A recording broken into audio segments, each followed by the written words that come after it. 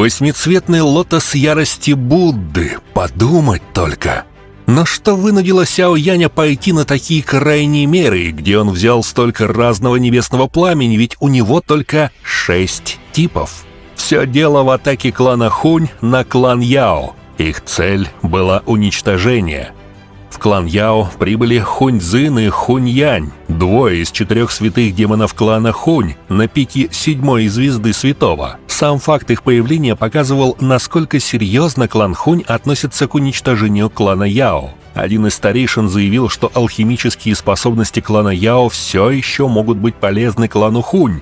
Если клан Яо согласится склонить голову перед кланом Хунь, они смогут сохранить свою родословную. Последовал отказ. После этого бесчисленные эксперты клана Хунь одновременно пришли в движение. Огромная доуци вспыхнула со всех сторон и обрушилась вниз. Но в тот момент, когда враги приблизились, тела старейшин клана Яо внезапно озарились ослепительным светом. Сразу после этого ужасающая энергия взорвалась в небе. Некоторые эксперты клана Хунь, попавшие под удар, мгновенно выплюнули кровь и были отброшены назад.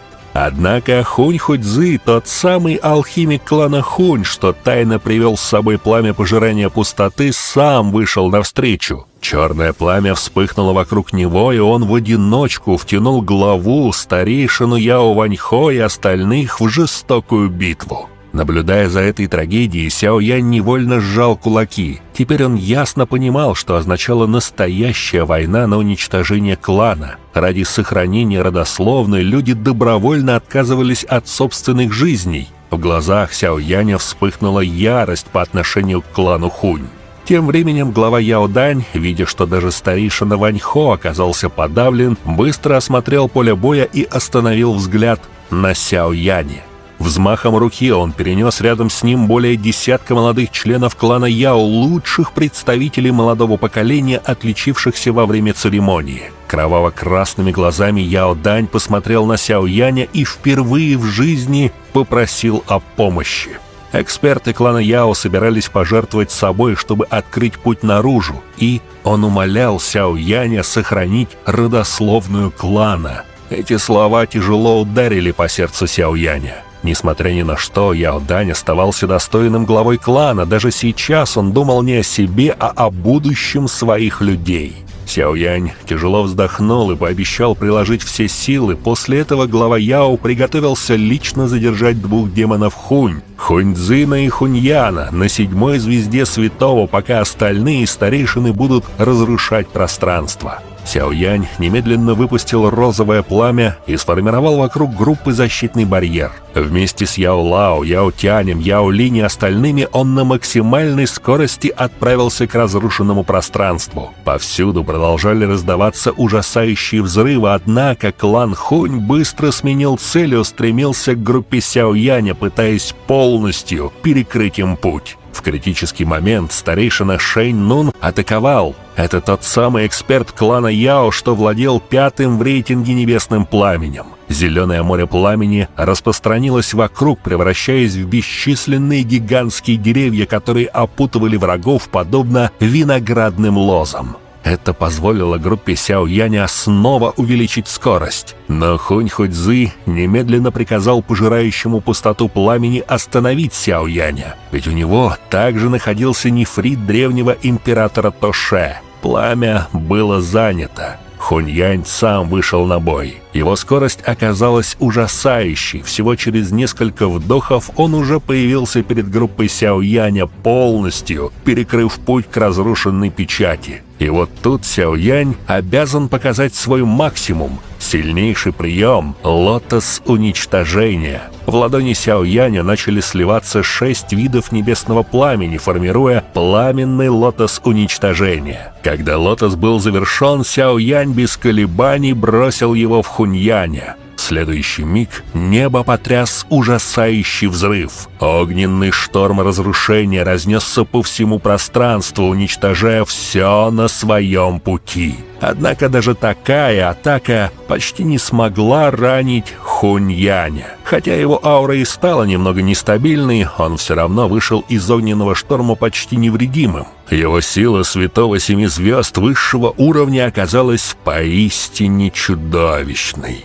Тогда Сяоянь внезапно принял новое решение. Он попросил старика Шэньнуна и Яотяня одолжить ему их небесное пламя. Несмотря на удивление, оба немедленно согласились. Старик Шэньнун передал свое пламя через трость, а Яотянь выпустил духовное пламя черепахи. Пламя духа жизни, 5-е в рейтинге, и пламя земной черепахи, 13-е в рейтинге, быстро превратились в 2 пламенных разных цветка в руках Сяояня. Он ощущал от них небольшое сопротивление. В конце концов, эти 2 типа небесного пламени уже имели своих владельцев. Но на помощь пришла Сяо И. Благодаря полному слиянию с маленькой И он временно получил возможность использовать чужие виды небесного пламени. Теперь у него было не 6, а 8 видов небесного пламени, 6 его собственных и 2 заимствованных в клане Яо. Сливающееся пламя издало глубокий звук после присоединения этих 2 видов небесного пламени. Выражение Сяояня стало мрачным, когда он почувствовал изменения в своем пламени. Несмотря на то, что в настоящее время он обладал духом небесного пламени малышкой И, он действительно мало знал об этих видах небесного пламени. Естественно, он столкнулся с трудностью во время слияния. Но если ему удастся объединить все 8 в один пламенный лотос, то появится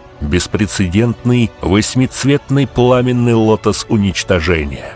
И его сила должна была стать по-настоящему ужасающей.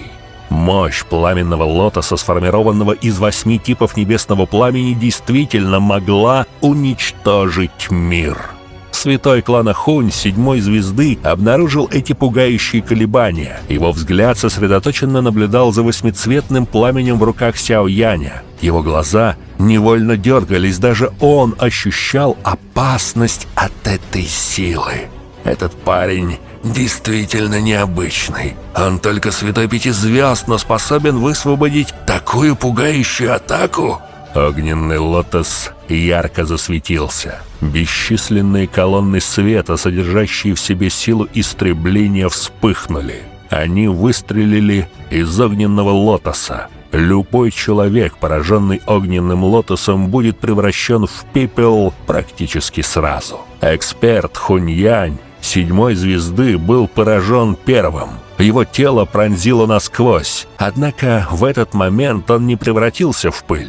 Чудовищная Дао Ци продолжала вырываться из его тела, стараясь изо всех сил блокировать эрозию от силы истребления. Однако огненный лотос, слитый из 8 типов небесного пламени, был непрост. Яркий свет в небе выглядел как яркое солнце. Интенсивный, пронзительный свет охватил буквально все царство Яо. Неописуемая сила истребления пронеслась по всему небу. Казалось, вот-вот все царство рухнет.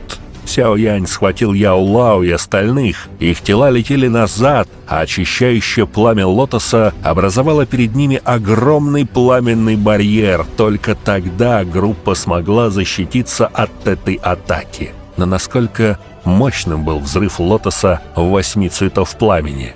Сумеет ли он ранить Святого 7-й звезды высшей стадии? Сила уничтожения довольно долго бушевала, прежде чем постепенно исчезла. Черная фигура начала падать. Эксперт клана Хунь 7-й звезды беспомощно упал, разбившись о землю, и образовал большую яму. Сяоянь смотрел. Он мог смутно увидеть ранение Хунь-Яня. Тот оборачивался черным паром, кажется, его тело пострадало, а его аура стала намного слабее, чем раньше. Очевидно, что он, по крайней мере, был серьезно ранен. Старейшина Шэньнун выдохнул. Он с полным шоком смотрел на происходящее. Ему было трудно представить, что Сяоянь на самом деле мог до такой степени ранить Святого 7 звезд высшего уровня. Но, к сожалению, там еще был и второй эксперт. и само пламя, пожирающее пустоту. Если вы хотите увидеть больше роликов по расколотой битве Синеве Небес, ваша поддержка лайком и комментарием неоценима. До скорой встречи!